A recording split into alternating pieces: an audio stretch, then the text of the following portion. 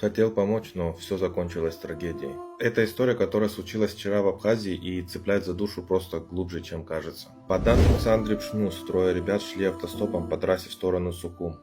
И по предварительной информации, водитель Нивы хотел остановиться, хотел подвезти их, но в момент, когда он притормозил, машину занесло. И занесло прямо в них. А сегодня утром в одном из своих чатов я прочитал историю человека, который видел, как на дороге умирает человек, и как женщина с ребенком бегала по трассе, пытаясь остановить хоть кого-то. Но 99% машин просто проехали мимо. Мы всегда говорим, что жизнь это секунды, но живем так, как будто бы эти секунды ничего не стоят.